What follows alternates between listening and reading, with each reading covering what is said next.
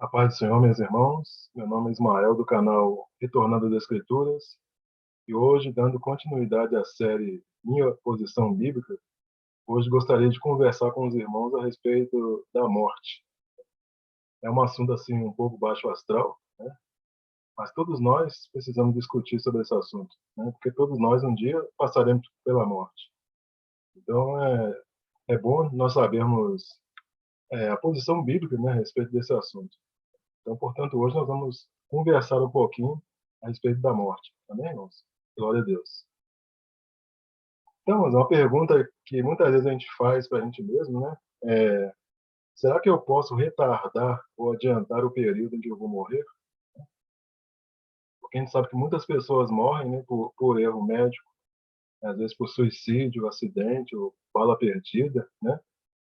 Mas o que a Bíblia tem a dizer sobre esse assunto? Será que a Bíblia nos dá algum direcionamento sobre esse assunto? Então, irmãos, nós vamos ver agora algumas passagens na Bíblia que mostram que nós podemos reduzir, né, o nosso tempo de vida aqui na Terra. Então, por exemplo, Gálatas 6, versículo 7, diz assim: Não vos enganeis, de Deus não se zomba, pois aquilo que o homem semear, isto também se fará. Ou seja, o homem pode fazer suas próprias escolhas, né, porque o homem tem um livre-arbítrio, e aquilo que o homem semear, ele vai colher. Ou seja, a escolha que ele fizer, ele vai semear aquela escolha que ele fez, né? Aquilo que o homem semear, ele também vai colher. E essa coisa que ele semeia, muitas vezes pode ocasionar a redução do tempo de vida dele na Terra, né? Provérbios 14, versículo 12, diz assim: Há caminho que ao homem parece direito, mas ao cabo dá em caminhos de morte. Ou seja, se o homem seguir por determinados caminhos, ele morrerá, né? Certamente ele vai morrer. Então a própria Bíblia está advertindo, ó, esse caminho é um caminho de morte, né? Então, se você seguir por ele, né, certamente você vai morrer. Eclesiastes 3:2 diz assim: Há tempo de nascer e tempo de morrer, tempo de plantar e tempo de arrancar o que se plantou. Sobre a questão do suicídio, irmãos, né, a gente sabe que se ele se mata, né, muitas vezes não quer dizer que é a hora dele, né, não quer dizer que é a hora dele. Né.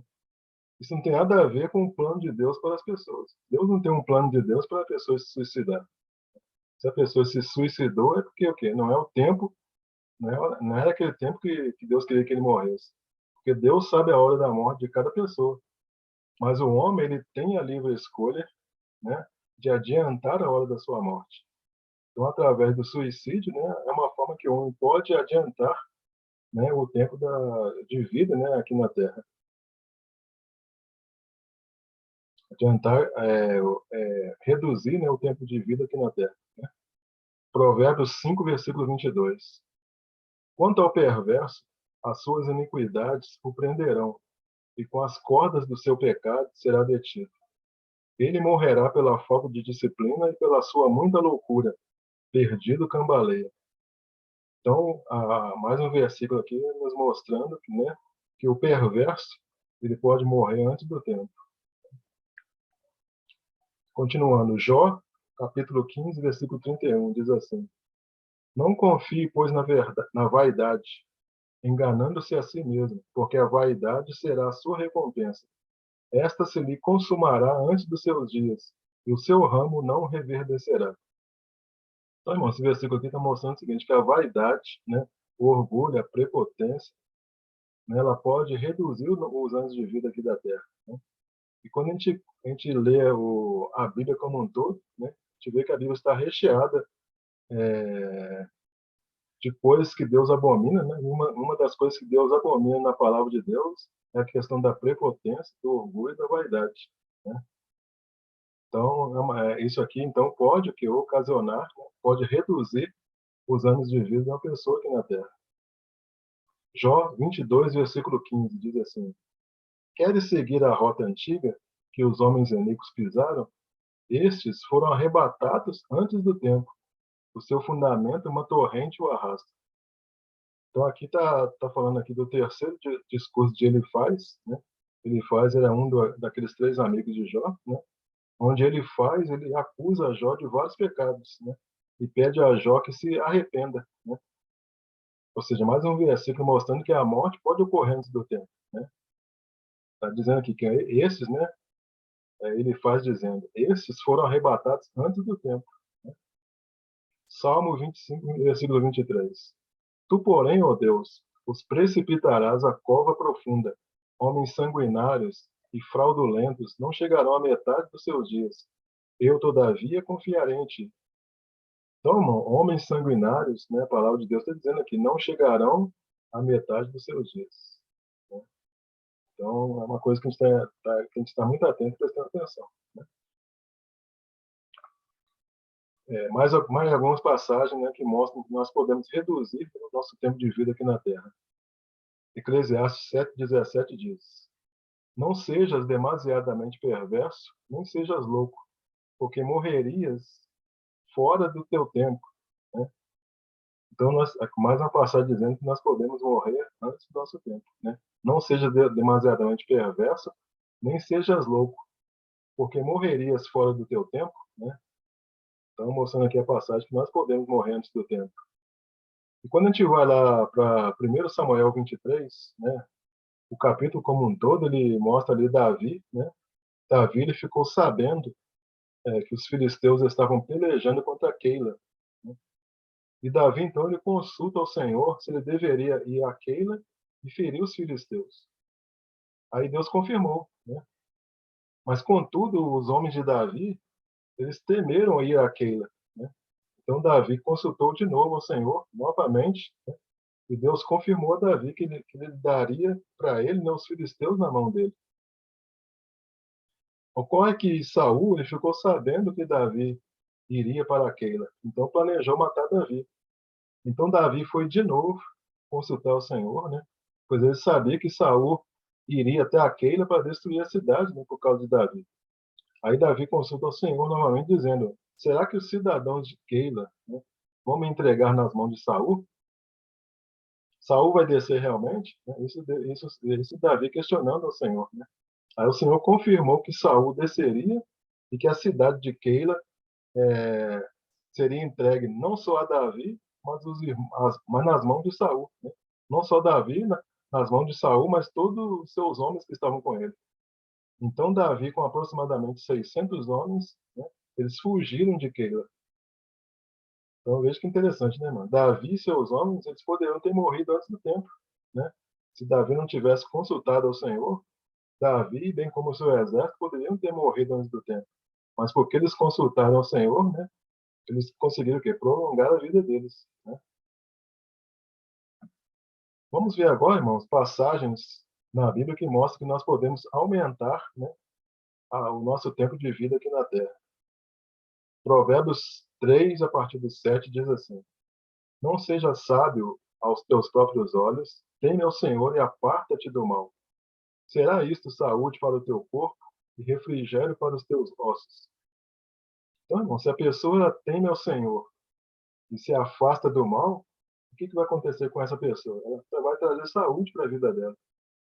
E se ela traz saúde para a vida dela, consequentemente, ela traz mais tempo de vida, né? Isso que a palavra está dizendo, né? Não seja sábio aos teus próprios olhos. Teme ao Senhor e aparta-te do mal, né? Aí, se você fazer isso, o versículo 8 fala: será isso saúde para o teu corpo, né? E refrigério para os teus ossos. Aí, agora, Efésios 6, versículo 2 diz assim: Honra teu pai e a tua mãe, que é o primeiro mandamento com promessa, para que te vá bem e sejas de longa vida sobre a terra. Isso aqui, Paulo, né, ele reproduziu, né, o que estava lá na lei, né, que está lá em Êxodo 20, versículo 12, né, que diz: Honra teu pai e a tua mãe para que te prolongue os teus dias na terra que o Senhor teu Deus te dá. Ou seja, se a pessoa honra pai e mãe, né, o que é a palavra de Deus dizendo? Ele vai estar bem, né, para que te vá bem. E que mais? E sejas de longa vida sobre a terra, e tenha vida prolongada sobre a terra. Essa é a promessa de Deus, né? Se a pessoa honra pai e mãe, com certeza ela vai estar bem, né? A palavra de Deus diz: para que te vá bem e sejas de longa vida sobre a terra. Provérbios 3,16.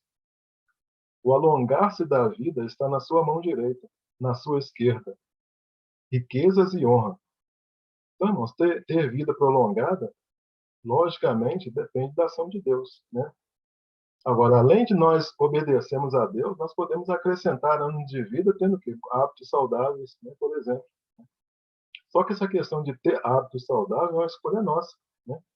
Deus não vai fazer aquilo que é da minha parte, né? Deus vai, Deus vai promover ações para que a minha vida se alongue, né? Mas para eu poder acrescentar anos de vida, eu tenho que fazer a minha parte, por exemplo, ter hábitos saudáveis, né? E essa parte de ter hábitos saudáveis, logicamente, Deus não vai fazer por mim, eu tenho que fazer por mim mesmo, né? Então, isso que o versículo está dizendo, ó, o alongar-se da vida está na sua mão direita e na sua esquerda. Então, isso que a palavra de Deus está dizendo aqui, né? Então, irmãos, vamos ver agora uma questão interessante, né? Deus pode acrescentar anos de vida a uma pessoa para atender um determinado propósito, né? Será que Deus pode fazer isso? Vamos ver lá em Isaías 38, versículo a partir do 1, que diz assim: Naqueles dias, Ezequias adoeceu de uma enfermidade mortal. Veio ter com ele o profeta Isaías, filho de Amós, e lhe disse: Assim diz o Senhor: Põe em ordem a tua casa, porque morrerás e não viverás. Então virou Ezequias o rosto para a parede e orou ao Senhor. E disse: Lembra-te, Senhor, peço-te de que andei diante de ti com fidelidade, com inteireza de coração, e fiz o que era reto aos teus olhos. E chorou muitíssimo. Então veio a palavra do Senhor a Isaías, dizendo: Vai e diz a Ezequias: Assim diz o Senhor, o Deus de Davi, teu pai: Ouvi a tua oração e vi as tuas lágrimas. Acrescentarei, pois, aos teus dias 15 anos. Então nós vimos aqui o quê? Que Deus prolongou os anos de vida de Ezequias, dando a Ezequias a oportunidade de fazer o que Deus tinha pedido para ele, né? Ou seja, Deus pediu para Ezequias para ele colocar a casa dele em ordem. Por quê? Porque Ezequias tinha orado ao Senhor. E por causa dessa oração, então, Deus concedeu a ele o quê? 15 anos de vida. Mas ocorre o seguinte, que a Ezequias, ele não fez o que o Senhor pediu, né? E esses 15 anos, então, esses 15 anos a mais que Ezequias recebeu, né, foram os piores anos da vida de Ezequias, né? Mostrando o quê? Que Ezequias é um bom exemplo para nós, né, de uma pessoa que começou bem, mas acabou mal.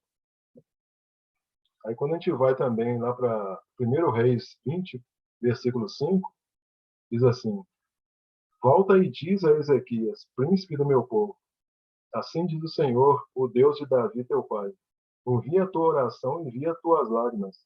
Eis que eu te curarei. Ao terceiro dia subirás à casa do Senhor.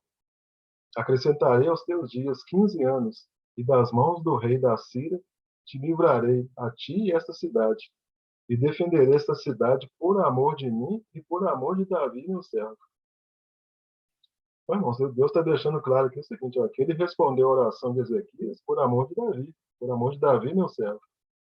Como Ezequias não pôs em ordem a sua casa, o que ocorreu?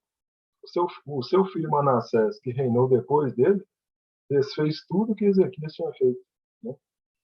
Então, irmão, Deus pode nos acrescentar anos de vida aqui nesta terra, né? Mas para isso nós temos o quê? Que observar o propósito de Deus para nossas vidas, né? Então, se realmente houver um propósito para que Deus nos acrescente anos de vida, então isso é uma coisa que pode acontecer, né?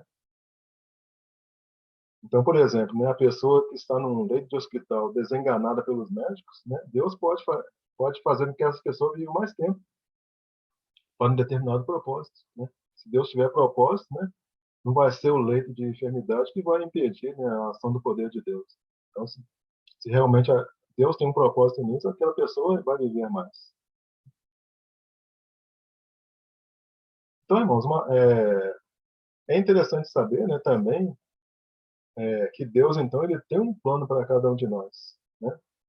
Quando a gente vai lá para o Salmos 139, versículo 16, diz assim: Os teus olhos me viram a substância ainda informe, e no teu livro foram escritos todos os meus dias, cada um deles escrito e determinado, quando nenhum deles havia ainda.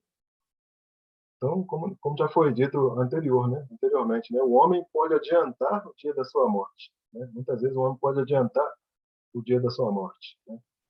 Mas se realmente Deus tem um plano para cada um de nós, né? Mas o homem, né, por sua livre escolha, ele pode adiantar o dia da sua morte. O Salmo 31, versículo 15 diz, ó, nas tuas mãos estão os meus dias. Livra-me das mãos dos meus inimigos e dos meus perseguidores. Então, irmão, Deus colocou, então, limite aos nossos dias. Né? Deus tem um plano para cada um de nós. Né? Mas Deus sabe exatamente o dia da nossa morte. Agora, cabe a nós, né, proceder de tal maneira, né, que a gente aumente nossos dias ou reduza, né, de acordo com aquilo que nós vamos fazer, de acordo com os caminhos, né, que nós vamos prosseguir. Lá no Salmo 25, versículo 4, diz assim: faze-me, Senhor, conhecer os teus caminhos, ensina-me as tuas veredas. Então, irmão, nós temos que orar ao Senhor para que possamos conhecer os caminhos dele, né? A palavra de Deus diz assim, né, em Provérbios 14, 12: há um caminho que ao homem parece direito, mas ao fim dele são caminhos de morte. Então, essa é uma oração que nós temos que estar fazendo diariamente, né, constantemente, né? Temos que orar ao Senhor para que nós possamos a conhecer os caminhos dele, né? Porque muitas vezes nós andamos por determinados caminhos que não são os caminhos de Deus, né? Então, o salmista está dizendo, faz-me, Senhor, conhecer os teus caminhos, ensina-me as tuas veredas. E quando a gente vai lá para João, né? João capítulo 21, versículo 18, diz assim: em verdade te digo que quando eras mais moço, tu te cingias a ti mesmo e andavas por onde querias. Quando, porém, fores velho, estenderás as mãos e outro te cingirá e te levar para onde não queres. Disse isto para significar com que gênero de morte Pedro havia de glorificar a Deus. Depois de assim falar, acrescentou-lhe: segue-me. Então Pedro, voltando-se, viu que também o ia seguindo, o discípulo a quem Jesus amava, o qual na ceia se reclinara sobre o peito de Jesus e perguntara: Senhor, quem é o traidor? Vendo, pois, Pedro, perguntou a Jesus: e quanto a este? Respondeu-lhe Jesus: se eu quero que ele permaneça até que eu venha, que te importa? Quanto a ti, segue-me. Então se tornou corrente entre os irmãos o dito de que aquele discípulo não morreria. Ora, Jesus não dissera que tal discípulo não morreria, mas se eu quero que ele permaneça até que eu venha, que te importa?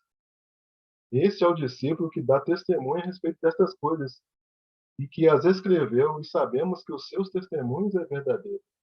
Há, porém, ainda muitas coisas, muitas outras coisas, né, que Jesus fez. Se todas elas fossem relatadas uma por uma, creio que creio eu que nem no mundo inteiro caberiam os livros que seriam escritos. Então, irmão, Deus, de acordo com a sua soberania, né, ele está mostrando aqui que a quantidade de dias de vida que Deus deu a Pedro foi diferente da quantidade de dias que Deus deu a João, né? Então, é Deus que estabelece a quantidade de dias, né?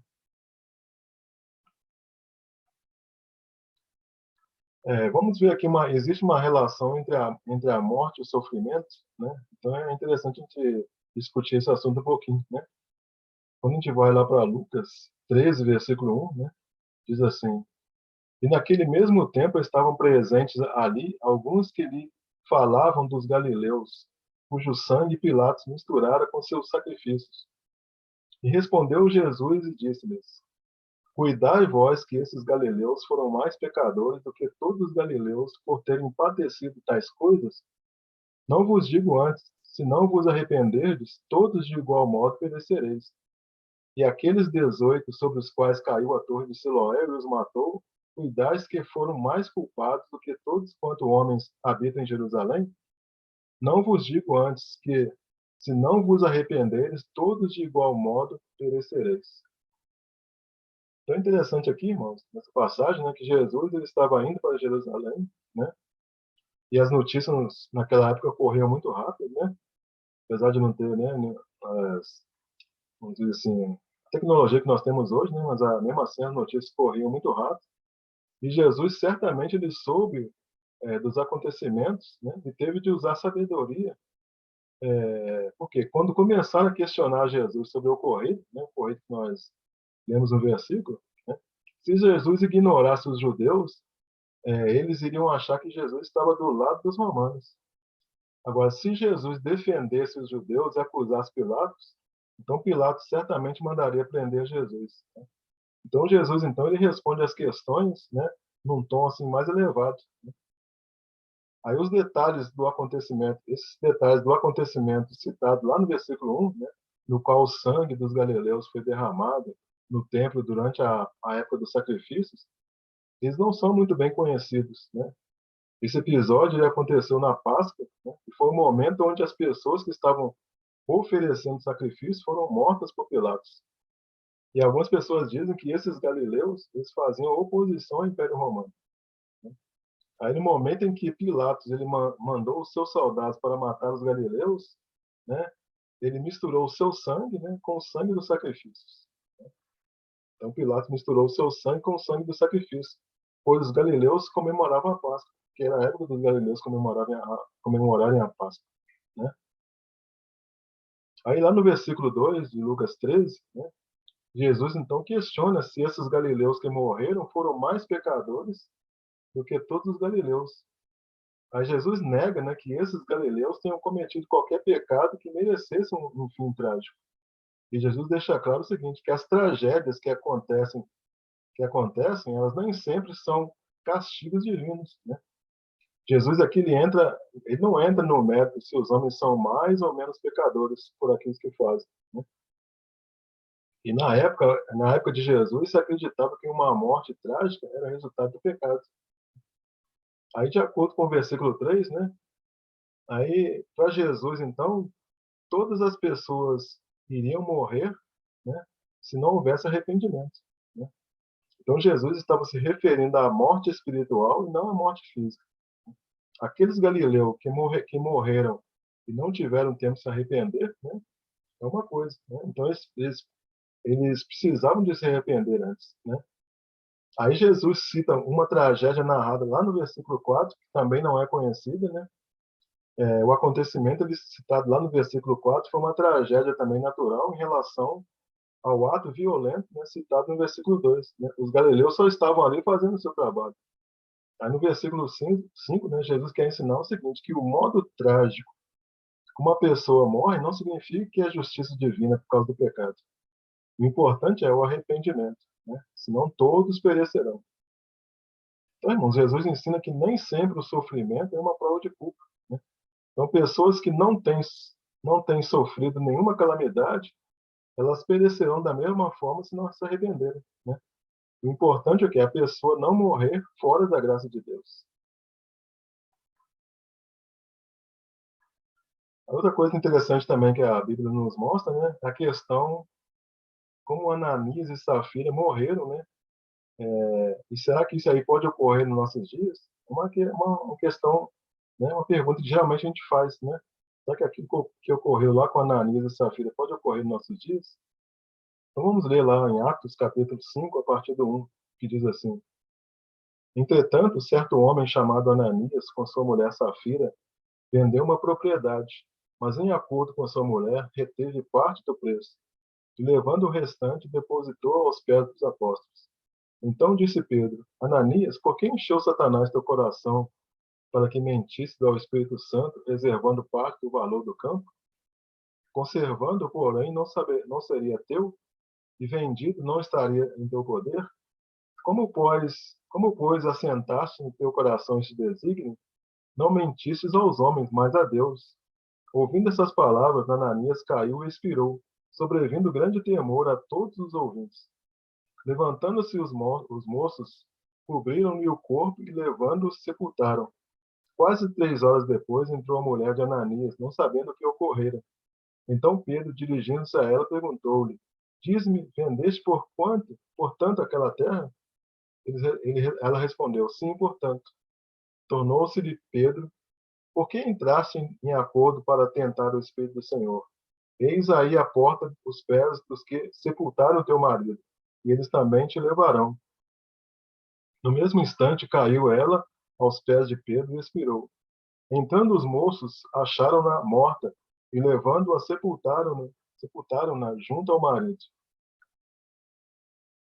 Então, irmão, se a gente observar bem essa história, né, o finalzinho, né, do capítulo 4, né, de Atos, nós veremos que a igreja, né, no final do capítulo 4, né, a gente vai ver que a igreja ela não tinha necessitados, né? A igreja lá a igreja primitiva, né, do primeiro século, ela não tinha necessitados, né? Por quê? Porque todos os homens que possuíam herdades ou casas, eles vendiam e depositavam aos pés dos apóstolos. Ananias e Safira, então, o que eles resolveram? Resolveram fazer uma coisa, né? Só que eles, em comum acordo, simularam que depositaram tudo aos pés dos apóstolos, mas eles ficaram com um pouco. Aí Pedro diz a Ananias, né? Por que Satanás encheu teu coração para que mentisse ao Espírito Santo? Aí, por causa disso, ele expirou.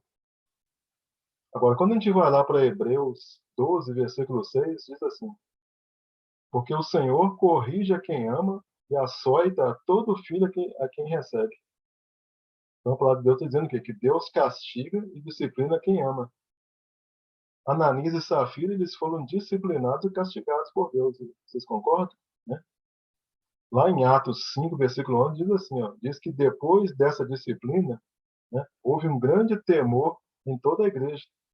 Em Atos 5:12, né, diz que houve sinais e prodígios, ou seja, pessoas de fora de Jerusalém, elas vieram conduzindo enfermos para serem curados. Então, essa disciplina, é, com relação a Ananias e Safira, serviu como testemunho para os demais. Então, Deus quis trazer uma mensagem para a igreja. Então, na igreja de hoje, nós sabemos que muitas pessoas fazem coisas até piores, né, do que fizeram Ananias e Safira. E a impressão que a gente tem é que Deus não está disciplinando, né? Mas não é verdade. O que está ocorrendo é o seguinte: Deus está sendo longânimo, né? Mas a disciplina, ela com certeza virá. Nós podemos estar praticando atos contra o Espírito Santo hoje, né? Atos esses que podem estar contribuindo para que a morte chegue antes do tempo, né? Essa é a verdade. Então, irmãos, essa era a reflexão, né? Essa pequena reflexão que eu gostaria de fazer com os irmãos, né, sobre a morte. Espero que tenha edificado a vida dos irmãos, né? Como eu sempre costumo dizer, é uma posição bíblica, né? Mas é uma posição minha que eu estou dando aqui, né? Eu creio que esse estudo aqui vai servir de edificação para os irmãos. Agradeço aí mais uma vez aqueles que assistiram o vídeo até o final, né? Se você gostou desse vídeo, deixa aí seu like, né? E se inscreva, né? Se você não é inscrito no canal, se inscreva no canal, né? A gente tem procurado postar uma vez por semana, né? Bastante vídeos, né? Com o estudo da palavra do Senhor para a edificação dos irmãos, né? Então, os irmãos se inscrevam e não percam os próximos vídeos. Amém, irmãos? Então, fiquem todos aí na graça e na paz de nosso Senhor Jesus Cristo. Amém, irmãos? Glória a Deus.